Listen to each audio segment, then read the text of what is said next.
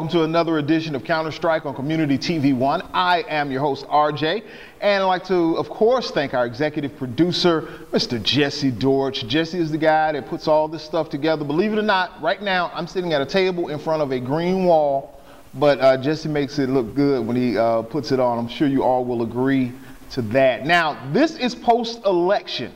This is our time to talk about what exactly happened. I won't roll the videotape to show myself saying that, we won or that Barack Obama is going to win the election. No, I won't do that. But I'd just like to say to those who are in doubt about my prognostication, I told you so. Barack Obama, of course, soundly defeated Mitt Romney. Now, I've had a lot of friends who are Republicans ask me how I believe that this was going to happen because everyone was saying that it was going to be a close race and all of this stuff here.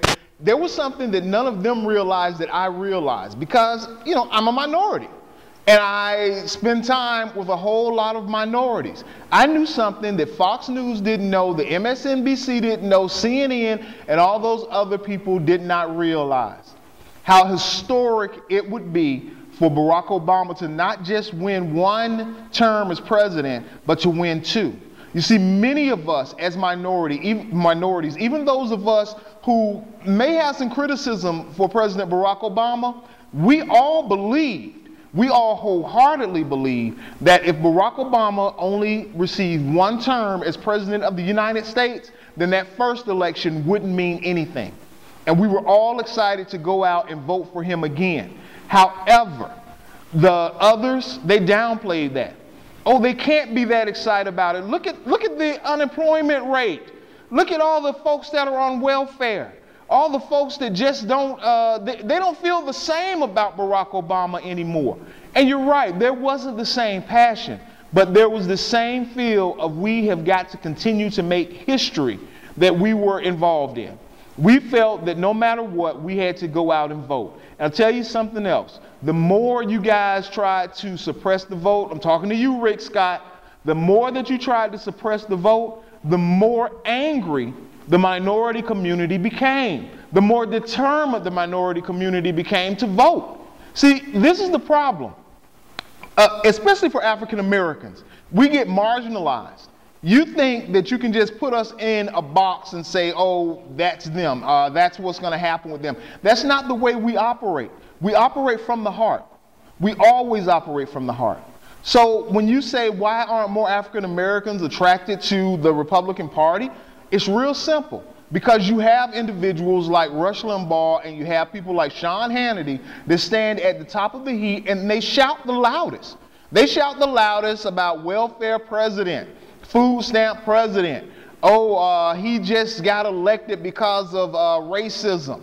You see, if he had only gotten that one term, then that is how history would have went down. That the only elected truly African American president that ever came into office only served one term, and that he increased welfare, that he did all this stuff to destroy the country, so he was only given one term. There were many people that were not going to let that happen no matter what. So when you saw Karl Rove and the boys and they had their little pads out and they were saying that this was going to happen and that the prostitute-loving Dick Morris from Fox News, yeah, remember Dick Morris?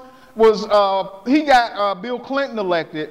Then he got arrested because, he had to resign because the hooker that he was in bed with in Washington said that she was in the room while he was talking to the President of the United States, and he went away in humiliation. If you want to find him now, he's on Fox. And he was recently predicting how Mitt Romney was going to score well over 300 electoral points, and I told you guys it was going to be the other way around anyway, so I'm better than Dick Morris. Except for picking up prostitutes, okay? I've never picked up a prostitute, so he got me beat on that. But in any case, here we have this historic election. We had the first African-American president, and for 4 years you had one news station that all they did was put him down. One side of the country that all they did was talk about anything that he did in a bad way.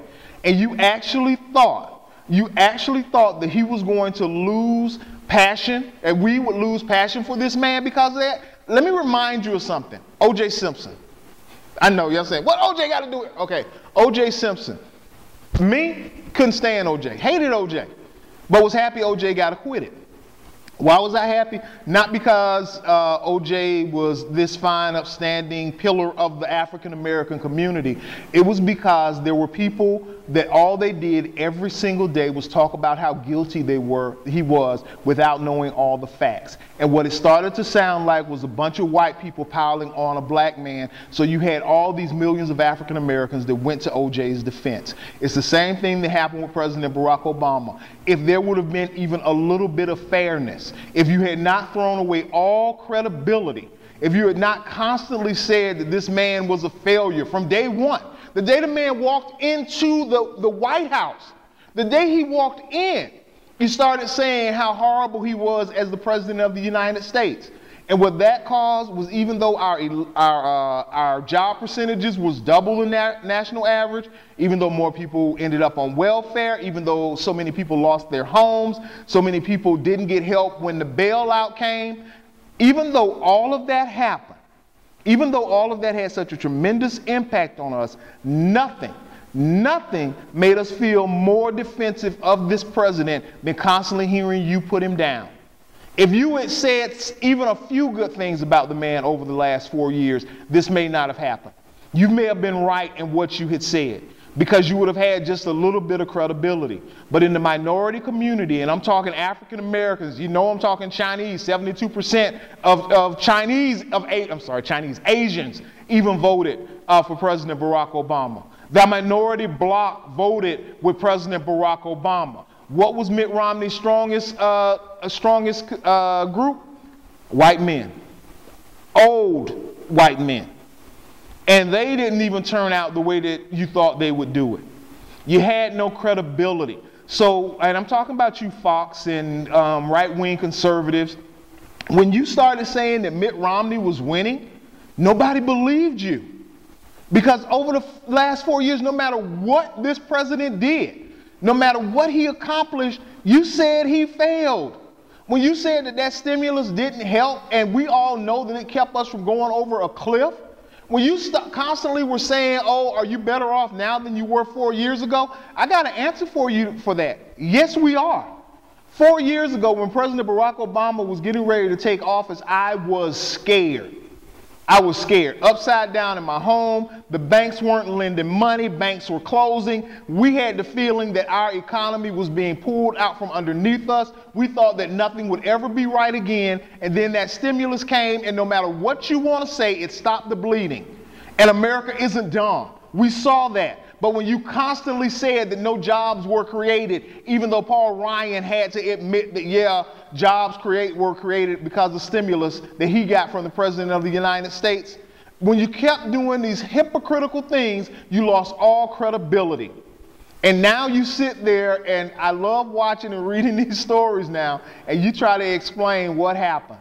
And one of the funniest things that you are saying right now is that, oh, the people that voted for President Barack Obama, they are the losers. They're the people that just want free stuff.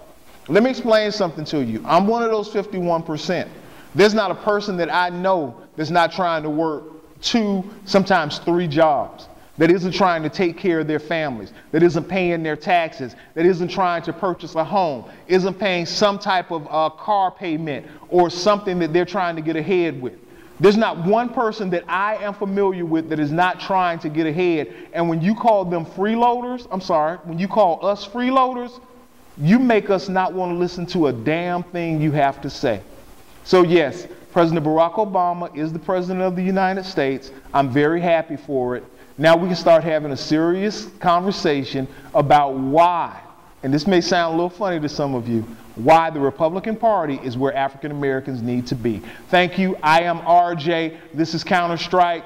Please continue to support us, and make sure you go to communitytv1.com and make sure you like us on Facebook. Thanks.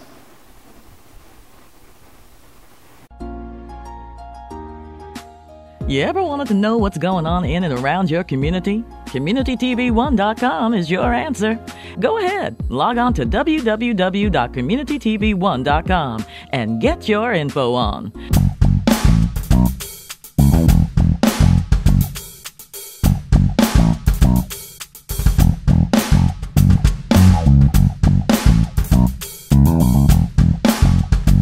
Wow.